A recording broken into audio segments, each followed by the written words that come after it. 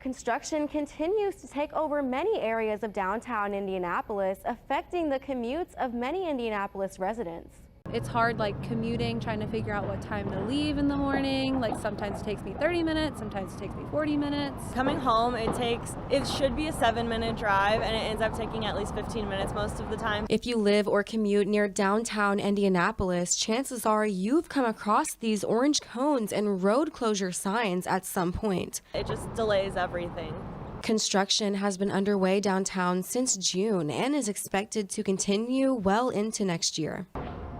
Not only are those who drive in the area affected, but those walking have raised safety concerns as well. It's frustrating because like they'll just have random streets shut down, and we're trying to right now we're trying to walk to a store and we have to take a whole detour, and we might end up on a not so safe part of town. Hannah Scott Carter is the public information officer for the Department of Public Works. She says this is the price to be paid if we want better roads. Be patient. We're working as hard as we can, and we're doing this for the city of Indianapolis, for residents in the community. While DPW has a window of expectation for the project's completion, Hannah wants to remind residents that things do not always go as planned. Construction always changes. It's a range with construction. Next time you find yourself frustrated taking a detour, just think of the new roads you'll enjoy when DPW finishes this construction. Everyone wants smooth roads, so that requires construction, and so a little bit of a headache before it gets really nice. From downtown Indianapolis, Emily Arnold, Wish TV, wishtv.com, and be sure to follow us on Facebook.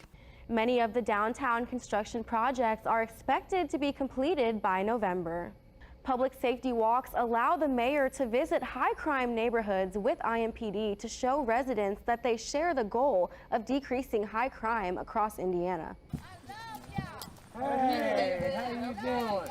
Indianapolis is approaching a total of 200 homicides so far this year. 3 of those incidents took place near this neighborhood, making Brightwood a good target for one of the city's monthly public safety walks. Good to see you. Mayor Joe Hogsett, alongside IMPD Chief Randall Taylor, IMPD Commander Michael Wally, and multiple other IMPD officials gathered in this South Side neighborhood in hopes of connecting with members of the community. Once a month, the chief and I come out. We choose a different neighborhood, different area of the city, different district, and walk around the neighborhood and try to engage as many neighbors as we can. It's a perfect opportunity for us to get out, talk with the neighborhoods, let them know that we're concerned, and see if they have any ideas of how we can, build stronger relationships within this community. While decreasing the amount of violent crimes among adults is a huge concern, Mayor Joe Hogsett also worries for the children involved. He uses these walks to spread word about the upgrades and additions being made to parks around the city. While a lot of people would just see that as yet again another recreational opportunity to enhance this park and its attractiveness, it's really a public safety effort. To give kids productive and constructive ways to keep busy and out of trouble. Joe Hogsett, I voted for you. Yeah, thanks. Residents can make their neighborhoods safer by attending these public safety walks and using them as a means to share their own concerns and interact with city officials who are always trying their best to protect and serve. Always trying to find ways to get those people off the street that need to be off the street and held accountable for their violent acts. From Indianapolis, Emily Arnold, Wish TV, wishtv.com, and be sure to follow us on Facebook. The mayor, alongside IMPD, hopes that these walks will help to deter the number of violent crimes committed in Indianapolis. The whole tournament run, like I say, I wake up on game days and I feel it. I feel Coach Higgins is with us. He's been with us this whole tournament run.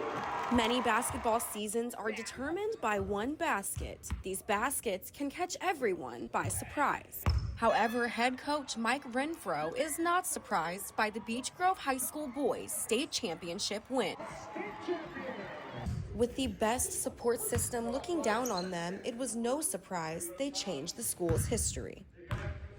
A change that began in 2012 when Matt English got the ball rolling for the boys as head coach. English selflessly led the team until his passing in December 2018 after his third battle with brain cancer. And Matt English change this culture. English was honored with a plaque, a court remodel, and even a display case displaying his chair used during games, engraved and signed by former players.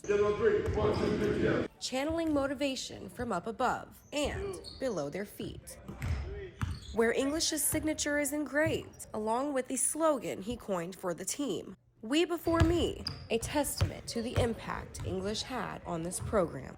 Making this run all the way to state, it just kind of feels like Coach English's path is kind of being laid out right in front of us. His legacy is going to live on.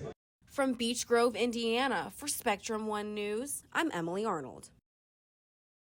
Carmel, Indiana is seeing a rise in something more uncommon than not for this smaller city: crime. This weekend saw a string of car break-ins across Carmel, 2 of which took place Sunday. One resident could not believe the fact that someone had broken her window and taken personal items from her car in broad daylight. Police say thieves tend to do more smash and grabs during the day. They say the best way to prevent yourself from being the next target is to leave valuables at home or stow them away before you get to your destination. Additionally, always keep your car doors locked. Reporting from Carmel, Indiana, Emily Arnold, Wish TV, wishtv.com, and follow us on Facebook.